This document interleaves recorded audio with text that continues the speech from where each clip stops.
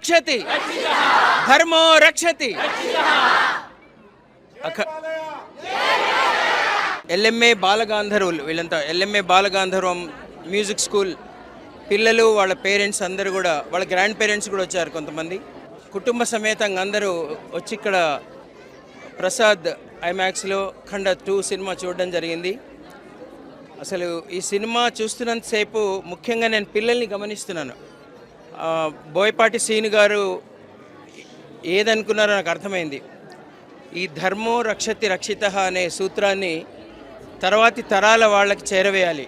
అది శ్రీశ్రీ గారు చెప్పినట్టుగా నేను సైతం ప్రపంచాగ్నికి సమిధనొక్కటి ధార పోస్తాను అన్నట్టుగా శ్రీను గారు ఈ సినిమా కమర్షియల్గా తీశాడని నేను అనుకోవట్లేదు.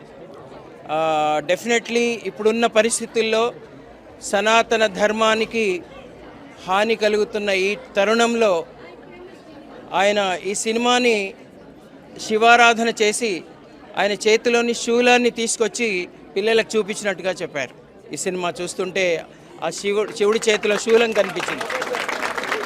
మా బోయపాటి శ్రీను గారు మన బాలయ్య బాబు గారితో ఆ బాలయ్య బాబు గారి నటన ఎంత అద్భుతంగా ఉందంటే అసలు పిల్లలైతే చూస్తున్నంతసేపు కేరింతలు కొడుతూనే ఉన్నారు.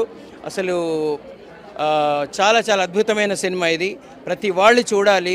చూడడం కాదు, ప్రతి తండ్రి తల్లి వాళ్ళ పిల్లలకు చూపించాలి ఈ సినిమా తీసుకొచ్చి. మళ్ళీ ఈ సినిమా తీసేయకండి సార్. ప్రతి వాళ్ళు కూడా, ప్రతి తల్లి తండ్రి కూడా ఈ సినిమా చూడాలి. ఇందులో మూలం ఏంటంటే మనకి సనాతన ధర్మాన్ని రక్షించుకోవాల్సిన తరుణం ఆసన్నమైంది. మన భారతదేశం, భారత మాత, మన ధర్మం ఎంత విలువైందో ఈ తర్వాతి తరాల వాళ్ళకి తెలియాల్సిన అవసరం ఉంది. నాకు తెలిసి బోయపాటి శ్రీను గారు ఆ భావాన్ని పిల్లల్లో రేకెత్తించడానికి ఈ సినిమా తీశారు నేనైతే అనుకుంటున్నాను. బోయపాటి శ్రీను గారు, మీకు ఆ పరమశివుడు మీ వెనకాల ఉన్నాడు కాబట్టి మీకు నిండు నూరేళ్ళు ఆయుర ఆరోగ్యాలు ఇచ్చి మన ఇలాంటి సినిమాలు తర్వాతి తరాల వాళ్ళకి మనకి మన ధర్మం గురించి తెలియజేసే ఈ సినిమాలు మీరు ఇంకా తీయాలని నేను పదే పదే మిమ్మల్ని కోరుతున్నాను. జై శ్రీరామ్. భారత్ మాతాకి, భారత్ మాతాకి, భారత్ మాతాకి. జై హో సనాతన ధర్మ, జై హో సనాతన ధర్మ. చాలా రోజుల తర్వాత ఒక మంచి పిల్లలతో కలిసి చూడగలిగిన సినిమా చూసామన్న తృప్తి అనిపించింది. ఈ మూవీ నుంచి మనం చాలా నేర్చుకోవచ్చు.